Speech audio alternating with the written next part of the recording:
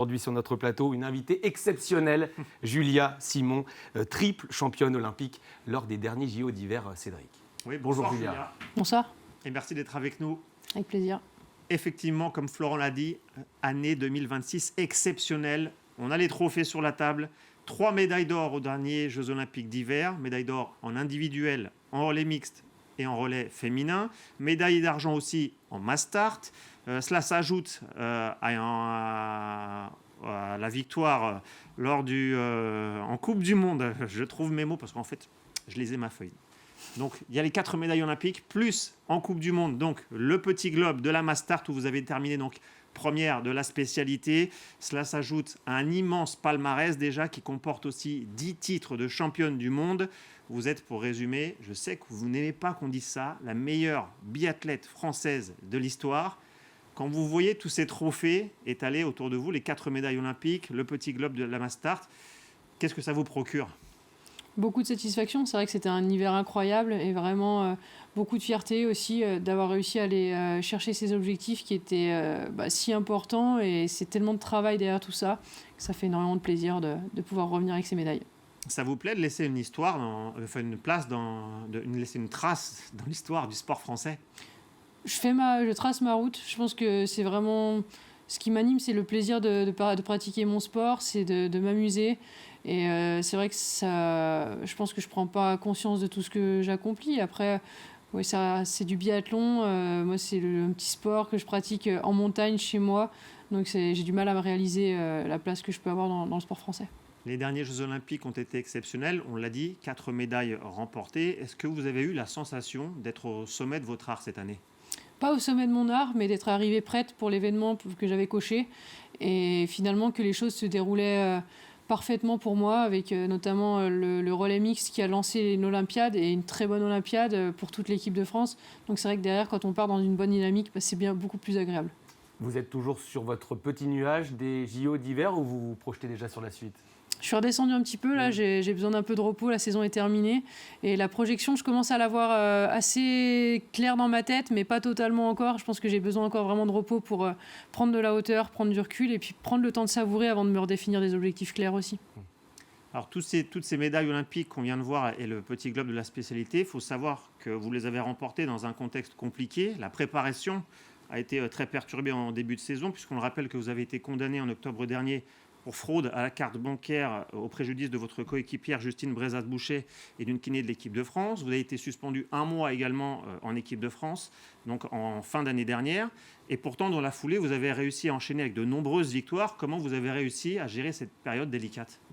C'est assez simple, si je puis dire, c'est que le biathlon m'a toujours animée. Je sentais que je n'étais pas arrivée au bout et qu'il y avait ces Jeux Olympiques. J'ai eu la chance de pouvoir compter sur un entourage aussi très présent, avec ma famille, mes amis, et notamment aussi mes coachs qui étaient toujours là. Et je pense qu'après, il y avait cet objectif des Jeux Olympiques qui était clair. Donc je me suis mis comme dans un tunnel pour aller chercher mon objectif. Et après, prendre aussi conscience de ce que j'avais déjà réalisé avant, surfer un petit peu sur mon expérience aussi pour arriver sur ces jeux déterminés et confiante sur le travail que j'avais mis en place.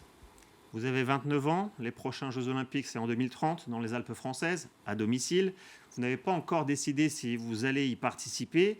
Quel serait l'élément qui pourrait vous convaincre de vous lancer dans ce projet ? À 4 ans, c'est long, donc ça va arriver très vite et en même temps, ça demande beaucoup d'implication. Je ne veux pas faire un projet à 80%, je veux être à 100%. Donc là, je suis repartie sur 2 ans avec certitude. Mais c'est vrai que le projet olympique 2030 m'anime énormément, me fait rêver. Mais ce qui peut définir si je serai ou non de la partie, ce sera mes performances. Si je suis capable de gagner des compétitions, je serai au départ. Si je sens que ma forme baisse et que les jeunes me poussent gentiment dehors, je reverrai les plans. Lors des compétitions, vous êtes particulièrement efficace au tir. On le rappelle, le biathlon, c'est un mélange de ski de fond et d'épreuves de tir. Les cibles, on le rappelle, sont situées à 50 mètres. Pour bien imaginer, il faut comprendre qu'au tir debout, la cible est de la taille d'un CD et au tir couché, c'est de la taille d'une balle de golf, encore plus petit. Comment vous expliquez que vous avez arrivé à être très efficace sur cette partie du biathlon ? Après, c'est beaucoup d'entraînement. Je pense que c'est des heures de travail aussi. Et j'ai cette faculté-là de tirer vite, déjà depuis le début. Donc, ça a été beaucoup de travail pour tirer bien aussi ensuite. Mais ouais, c'est quelque chose que ça me transmet des émotions, j'ai des sensations, j'aime vraiment les sensations que produit un tir qui est très bien enchaîné. Donc c'est des choses que je travaille énormément à l'entraînement.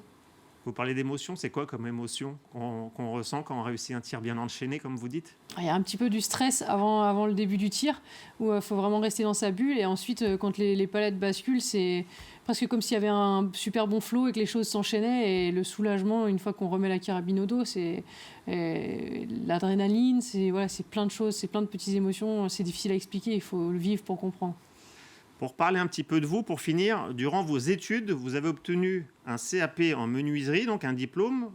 J'ai lu que vous aimez travailler le bois. Est-ce que c'est peut-être une reconversion pour vous après votre carrière? Est-ce que vous avez déjà imaginé ce qui vous attend par la suite? Ouais, peut-être que ce sera ma reconversion. C'est vrai qu'après le bac, j'avais envie de faire quelque chose qui me plaisait. Donc je suis partie dans un CAP de menuiserie. Et oui, j'aime ça, ça me fait sortir de mon sport, ça me fait penser à autre chose, me vider la tête pendant les compétitions, et peut-être que ce sera ma reconversion. Je ne vais pas me fermer la porte à d'autres potentielles opportunités, mais c'est quelque chose qui m'anime énormément. Ouais. Bien, merci Julien Simon d'être venu sur notre plateau. On le rappelle, Jeux Olympiques historiques, 4 médailles remportées, dont 3 en or. Bravo à vous, bonnes vacances désormais, et on vous retrouvera donc pour le début de la saison prochaine. Merci. Et merci à vous deux pour cette belle interview.